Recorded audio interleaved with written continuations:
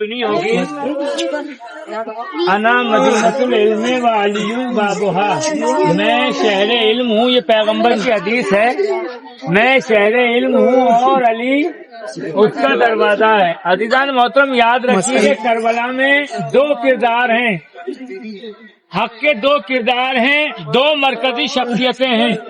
آپ جب کربلا کے مقامات کی زیارت کریں گے تو آپ کو نظر آئے گا کربلا میں دو مرکزی شخصیتیں ہیں، ایک مولا عباس جنہیں افضل الشہداء کہا جاتا ہے، اور ایک مولا حسین جنہیں سید الشہداء کہا جاتا ہے۔ یہ دو مرکزی شخصیتیں پیغمبر کی میں نے ایک حدیث ارشاد فرمائی ہے، کیا ہے؟ انا مدینۃ العلم و علی بابھا، مطلب کیا ہے؟ یعنی ایک شرفا اور اچھے لوگوں کی پہچان ہے کہ جب وہ کسی اور یہ شہر میں داخل ہوتے ہیں تو کہاں سے داخل ہونا چاہیے؟ دروازے سے۔ دو مرکزی شخصیت اوائل اسلام میں رسول اور علی علیہ السلام کی ہے۔ رسول کون ہے؟ شہر، علی کون ہے؟ دروازہ۔ ان دو شخصیتوں کے وارث کربلا میں ہیں۔ رسول کے وارث کون ہیں؟ حسین جنہیں نواسہ رسول اور صفت رسول کہا جاتا ہے، اور مولا عباس کو کیا کہا جاتا ہے؟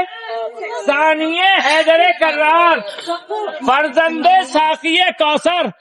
یعنی کربلا میں جو حیثیت رسول کی ہونی چاہیے وہ حسین کی ہے، اور اس موقع کے اوپر رسول کا جیسا ساتھ علی کو دینا چاہیے ویسا ساتھ عباس کو دینا چاہیے۔ اسی لیے مولا عباس کے القاب میں بہت سارے لقب ہیں، بہت سارے لقب ہیں۔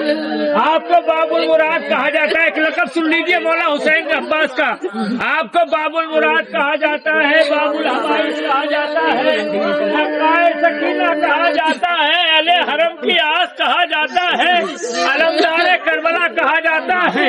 مگر انہی القاب میں مولا عباس کا ایک لقب ہے باب الحسین، یعنی حسین گھر ہے اور عباس دروازہ ہے۔ آپ نے محسوس نہیں کیا، یعنی رسول کی زندگی میں جو علی کی حیثیت تھی وہی حسین کی زندگی میں عباس کی حیثیت ہے۔ اور عزیزو یہی وجہ ہے کہ علی کے ہوتے ہوئے کوئی رسول کو نقصان نہیں پہنچا سکتا، اور کوئی عباس کے ہوتے ہوئے حسین کو نقصان نہیں پہنچا سکتا۔ یہی وجہ ہے جب عباس میدان کربلا میں گئے ہیں نا تو دو مرکزی شخصیتیں اسی خیموں میں، ایک زینب ایک حسین۔ عزیزوں دونوں کی کیفیت عجیب ہے۔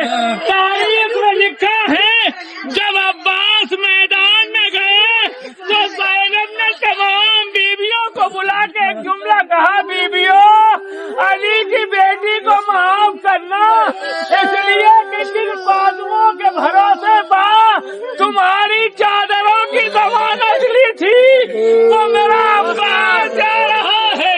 عزیزوں یہ زینب کے تاثر ہے جب عباس میدان میں گئے ہیں۔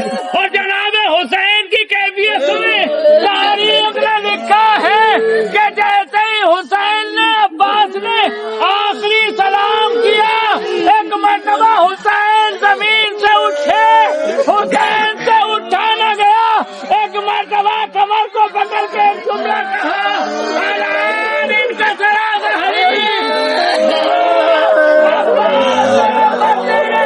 کمر کو توڑا۔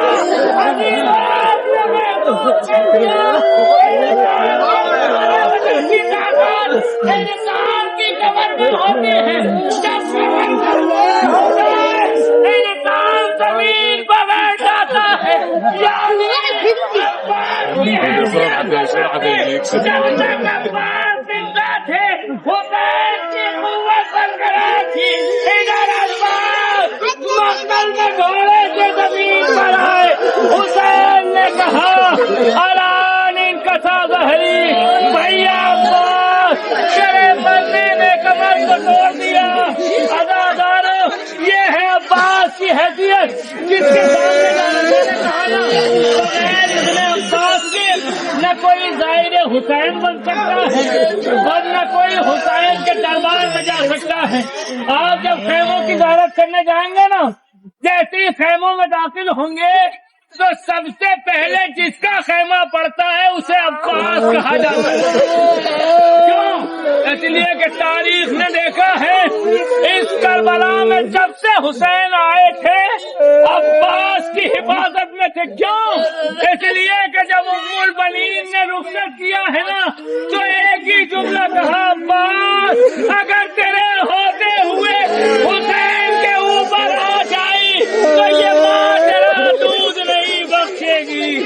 اللہ اللہ ہے اللہ قوم الظالمین سيعلم الذين ظلموا أيام منقلب ينقلبون۔